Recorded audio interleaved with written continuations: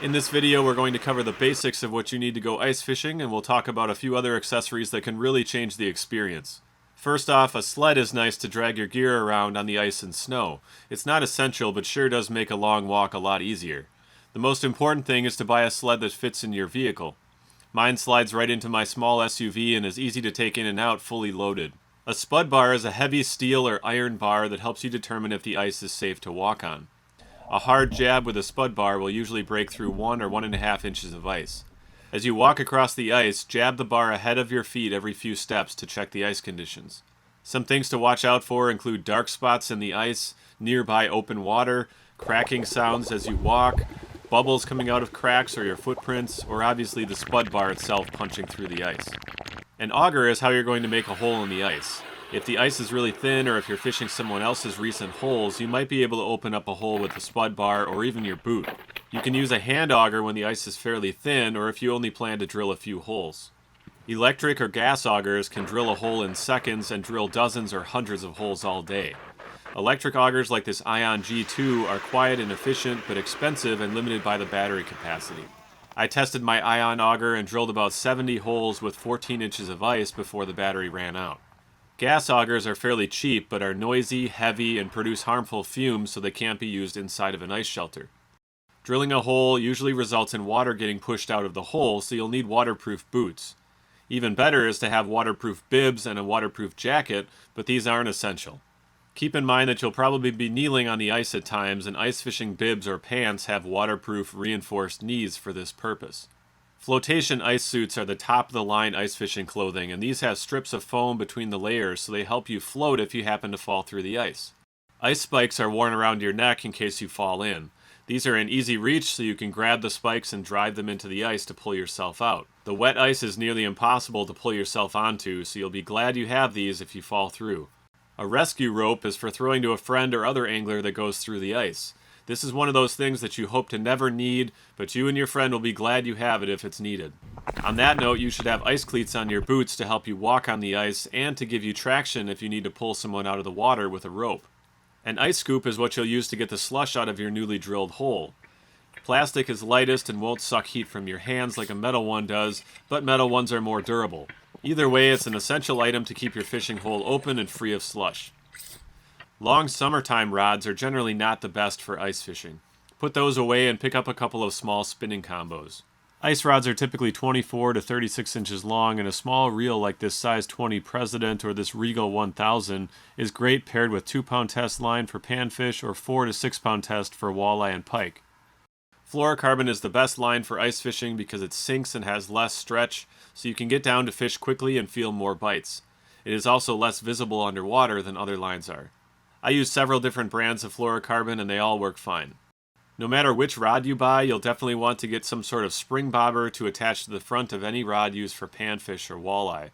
These fish have a gentle bite for most of the year, but are really light biters in winter. If you don't have a spring bobber, you'll miss a lot of bites. A spring bobber is super sensitive and allows you to see those tiny bites that are hard to feel. The basic spring bobber is simply a long, narrow spring that bends down when you get a bite. The problem I have with those is that they get frozen up and are difficult to thaw once they freeze, and they can be frustrating to thread your line through. I prefer to use the straight wire version that is much less prone to freezing up. If it does freeze, you can blow on the tip a couple of times and the ice will melt right off. A great ice fishing rod can be made from a light rod that you break during the open water season. My favorite ice fishing rod was actually made from a panfish rod that I broke while kayak fishing. Check out the link in the video description for a video on making an ice rod from a broken spinning rod.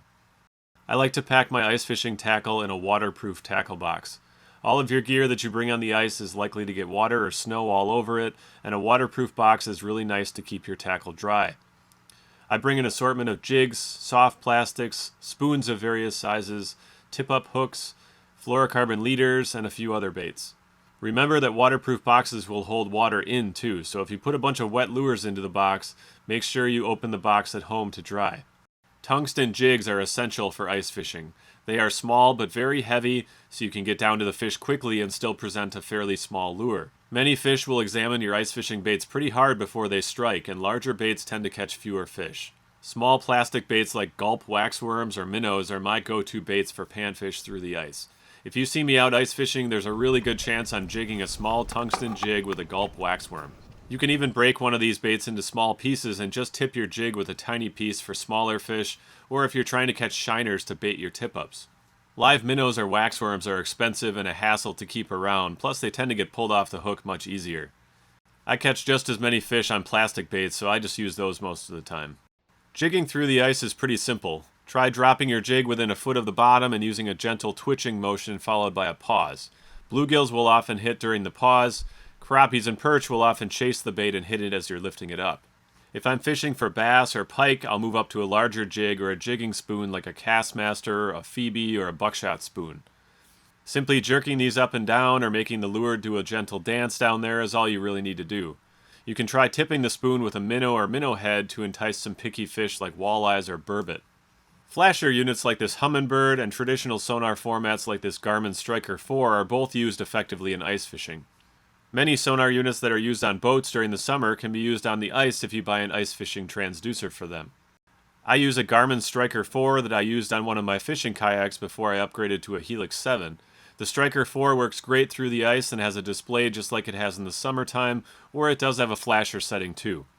The regular format works just as well as a flasher, but has a different visualization. It's really up to you to decide which format you prefer to look at.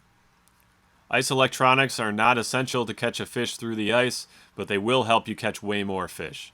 By the way, it is possible for two people to use the same sonar rig at the same time with two holes. Drill two holes about 6 inches apart, put the transducer into one of them, and both jigs will show up on the screen. Then both anglers have the advantage of using sonar. Some people even use live underwater cameras to watch their jig on a screen and get real-time info on fish that are checking out their bait. These cameras are expensive and often heavy, but can be a lot of fun to watch and provide interesting information on fish that are hanging around, even if they don't bite. A bucket is a simple tool to carry some of your stuff and double as a seat. I'm a big fan of these padded swivel seats. These things keep you warm and make it so much more comfortable to be out ice fishing for several hours or more. It's also a good idea to keep your feet off of the ice while jigging. Even a simple board or sheet of foam will make a big difference to keep your toes warm. Tip-ups are set up over a hole and typically baited with live minnows. Tip-ups are mostly used for predator fish like pike, bass, and walleye. Most people use a 20 to 40 pound main line with a fluorocarbon or steel leader. A small weight or swivel placed up the line helps keep the minnow positioned at a proper depth. The spool just sits in the water and has no drag system. When the fish grabs your bait, it spins the spool and sends the flag up to alert you that a fish has your bait. You then just grab the line, give it a tug to set the hook, and pull the fish in by hand. Be sure to keep an eye on your tip-up so you notice when the flag goes up. There are tip-up alarms that will send an alert to your phone when the flag trips, but these are expensive. Tip up! You can also fashion up a do-it-yourself tip-up alarm like these bells I attach to my tip-ups. I can usually hear these go up from more than 100 feet away. If you're spreading your tip-ups farther than that, you'll need to keep a close eye on them or invest in some fancier tip-up alarms. A pop-up ice shelter is not necessary if you're just going out for a short time on a calm day, but they are magical on cold, windy days. Simply getting out of the wind can easily be the difference between a miserable day and an enjoyable one. Ice shelters come in many sizes, and many are made with insulated fabric to really protect you from the cold. A pop-up style hub shelter like this one is fairly quick and lightweight, and these shelters can be big enough to house 5 or 6 anglers inside. Pullover shelters like this one are fast to drag to your spot and flip over in a matter of seconds. They are conveniently built right into the sled, but are also very heavy. Propane heaters can be run inside the shelter to keep you warm. If you're using a heater, you'll want to have an insulated shelter to reduce condensation on the inside, since the heater and your breath will produce a lot of moisture. Also, remember to anchor your shelter down on windy days so you don't have to experience the fun of chasing a tumbling ice shack across a frozen lake. Just kick a bunch of snow on the skirt and screw an anchor or two into the ice to hold the shelter down. Lastly, make sure you don't keep the fish out of the water for too long, especially if the temperatures are well below freezing. A fish's eyes and gills can freeze very quickly in the cold air, so snap a quick picture if you want and get them back in the water right away. There are certainly more advanced techniques and equipment out there for ice fishing, but hopefully this gives you a solid introduction to it. Have fun out there, we'll catch you next time.